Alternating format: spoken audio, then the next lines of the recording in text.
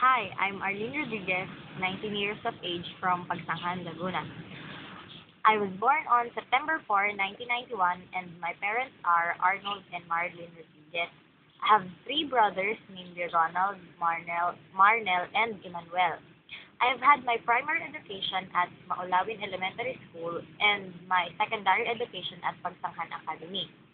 I'm currently taking up Bachelor of Science in Nursing at the Laguna State Polytechnic University and is now at my third year. I love to eat, though it's not obvious with my body, and I also love to sing, but I don't know if singing loves me too. I can say that I'm just simple, funny, and friendly. That's all. So let's now look for people whom we can interview. Kuya, ano masasabi mo sa mga baliw na tao? Isip nakakaawa. Hindi po kayo natatakot. Hindi. Experience na po ba kayong sa mga baliw na yun? Wala man yan. Dahil lang yung may tao. Pero may nakita na po kayo na nananakit. Marami po kayo. Oo. Sige po, thank you po. Yung klase tao yan, nanonood daw. Opo. Dapat yung magsaunawa. Kasi kawa rin naman sila eh. Kung ako nga naharap doon, sila pabayaan ko na lang. Sabi ko nga, nasa tindahan ko. Bibigyan ko pagkain. Opo. Kasi Lalo silang nakakawa. Nalilito. Hindi pa naman po kayo nasasaktan, ate. Ay, hindi. hindi mo po nakakaabala sa inyo. Ganon.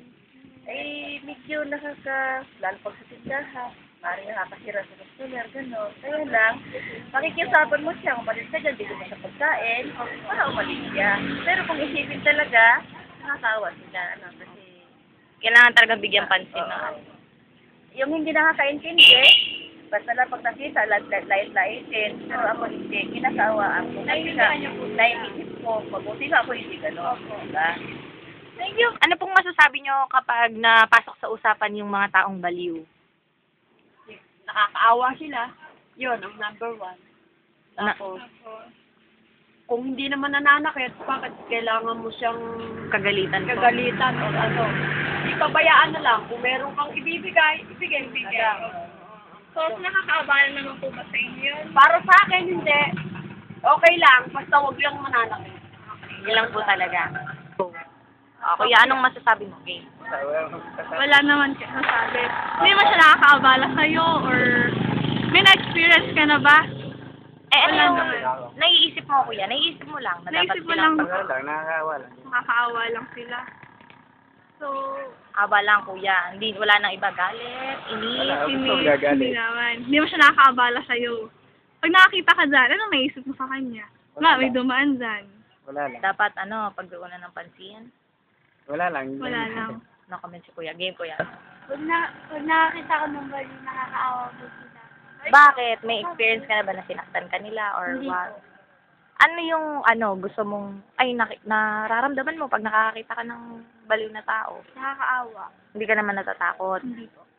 Okay lang naman sila para sa'yo. Ano sa tingin mo yung dapat gawin sa kanila? Tulungan. Paano? Ilan? Paano? Halimbawa sa'yo, paano kaya natin sila pwedeng tulungan? Bibigyan ng pagkain, gano'n. Kung bibigyan ko ng pagkain, Kapag meron. bibigyan ko ng pera para makabili sa pagkain. To summarize it, of the 5 persons that they interviewed, most of them said that they're not afraid or scared of the psychiatric people. Instead, they said that they should be given sympathy and that psychiatric people don't hurt others unless you hurt them. Well, I do agree with that. We should not hurt psychiatric people so that they will not hurt us too. And that we should give them sympathy and understand their situation instead.